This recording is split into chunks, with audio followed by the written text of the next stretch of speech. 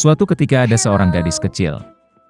Suatu ketika ayahnya yang kaya menikah dengan ibu tiri yang jahat. Dia menetap di rumah bersama kedua putrinya. Mereka cantik dan berwajah putih, tapi jahat dan kejam di hati. Dan kemudian tibalah saat yang sulit bagi gadis malang itu. Dari pagi hingga larut malam, mereka memaksanya melakukan pekerjaan kotor, mengangkut air, memanaskan kompor, memasak makanan, mencuci piring, dan mencuci pakaian. Dan di samping itu, saudara tiri melakukan yang terbaik untuk membuatnya kesal sebanyak mungkin. Mereka mengejeknya, menuangkan kacang polong dan gandum ke abu, dan dia harus duduk dan mengambilnya. Di malam hari, ketika dia lelah bekerja, dia harus pergi tidur bukan di tempat tidur, tetapi di lantai di sebelah kompor. Dan karena dia selalu dalam abu, debu dan kotor, saudara perempuannya memanggilnya Cinderella. Tetapi kemudian pada suatu hari raja memulai pesta, yang seharusnya berlangsung selama 3 hari penuh, dan memanggil semua gadis cantik di negara itu ke pesta itu sehingga putranya dapat memilih pengantin untuk dirinya sendiri. Ketika dua saudara perempuan yang disebutkan itu mengetahui bahwa mereka juga dapat datang ke pesta itu, mereka langsung mulai berdandan dan bersolek. Cinderella juga ingin pergi menari, tetapi ibu tirinya tidak mengizinkannya pergi, karena dia tidak punya baju atau sepatu, dan dia kotor. Dan kemudian ibu tiri yang jahat menuangkan semangkuk gandum ke abu, dan berkata bahwa jika Cinderella mengumpulkannya dalam 2 jam, maka dia bisa pergi dengan saudara perempuannya. Cinderella pergi ke taman dan menangis. Dan kemudian 2 burung merpati putih terbang masuk, diikuti oleh kawanan burung yang berbeda. Mereka menukik di atas abu dan mulai mematuk, jadi mereka memilih semua biji-bijian dalam mangkuk. Dalam waktu kurang dari 1 jam, mereka menyelesaikan pekerjaan mereka, dan semua orang terbang kembali. Cinderella membawakan mangkuk untuk ibu tirinya, mulai bersukacita, berpikir bahwa dia bisa pergi ke pesta. Tapi ibu tirinya tidak mengizinkannya masuk. Dia membelakangi Cinderella dan bergegas bersama kedua putrinya ke pesta dansa. Ketika tidak ada yang tersisa di rumah, Cinderella duduk di lantai dan menangis dengan sedih. Dan kemudian 2 burung merpati putih terbang masuk, diikuti oleh kawanan burung yang berbeda, dan mereka membuang pakaian dan sepatu mereka, berkilau dan semuanya dari emas. Dia dengan cepat mengenakan gaun ini dan mendatangi pengantin wanita. Mereka melihat saudara tiri dan ibu tirinya dan berpikir bahwa itu pasti putri yang aneh, dia sangat cantik dengan gaun emasnya. Tidak pernah terpikir oleh mereka bahwa itu adalah Cinderella. Pangeran keluar untuk menemuinya, meraih tangannya dan mereka mulai menari. Dan dia sangat menyukai Cinderella sehingga dia tidak ingin berdansa dengan gadis lain. Dia menari sampai malam dan akan kembali ke rumah, tetapi pangeran meminta untuk mengantarnya pergi. Dia ingin tahu gadis cantik siapa ini dan di mana dia tinggal. Tapi Cinderella lari darinya dan naik ke tempat perlindungan merpati. Pangeran memerintahkan untuk menghancurkan tempat perlindungan itu, tetapi tidak ada siapa-siapa di dalamnya. Dan tidak ada tempat di dekat dia bisa menemukan orang asing yang cantik itu. Tidak ada yang menyangka bahwa Cinderella diselamatkan oleh merpati yang membawanya pulang. Pangeran kesal dan pergi ke istana dengan kepala menunduk. Dan tiba-tiba dia melihat sebuah sepatu, mengangkatnya, sangat kecil dan elegan dan semuanya dari emas murni. Pangeran menduga bahwa ketika Cinderella melarikan diri darinya, sepatu dari kaki kirinya tertinggal di salah satu anak tangga. Pangeran sangat senang, dan diperintahkan untuk menemukan nyonya sepatu ini, dan kepada siapa sepatu itu cocok, dia akan menikah dengan yang itu. Orang tua kembali dari pesta, mereka melihat bahwa Cinderella sedang tidur dengan kemeja di atas abu, dan lampu redup menyala di dekat kompor. Kedua saudara perempuan itu pergi ke kamar mereka, berharap besok mereka akan cukup beruntung untuk mengenakan sepatu emas. Keesokan harinya, pangeran datang ke rumah mereka, dan berkata bahwa setiap orang yang ingin mencoba sepatu calon istrinya harus keluar.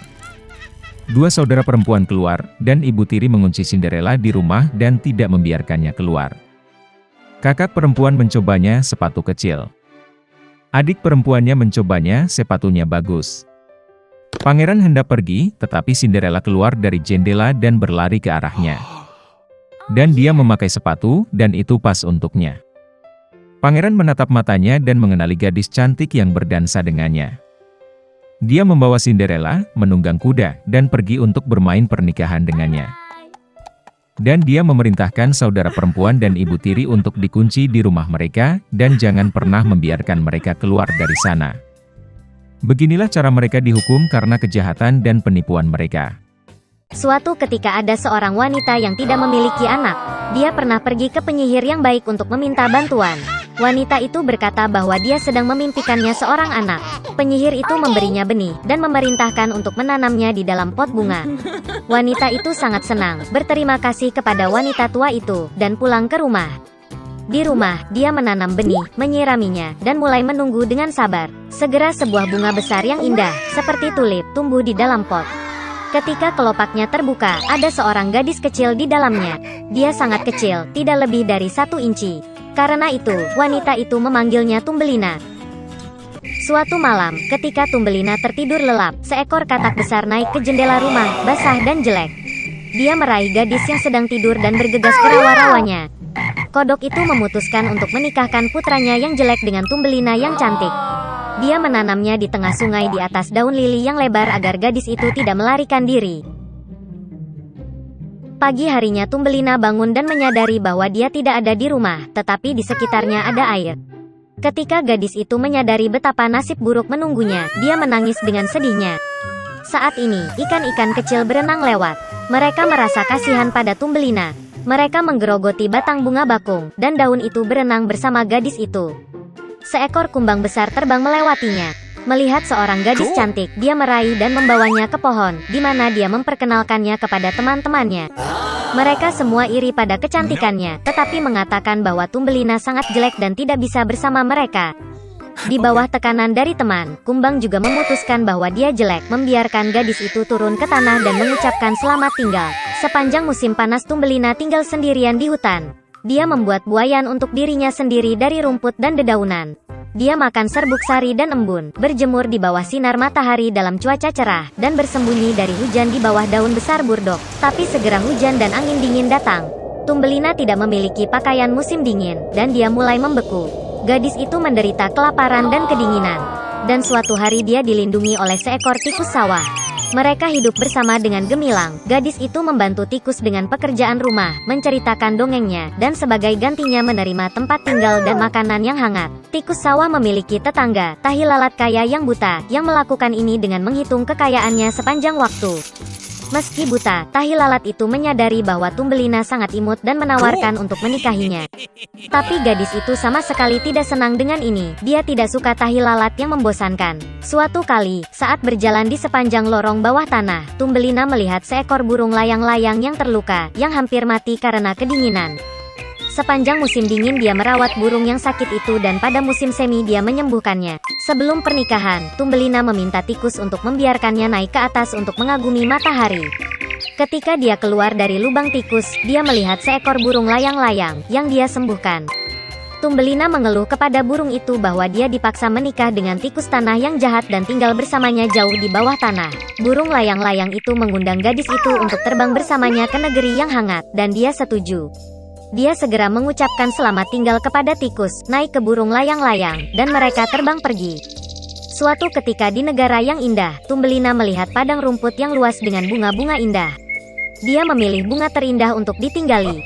Tiba-tiba, dia melihat di bunga itu pria kecil yang sama seperti dia, hanya bersayap.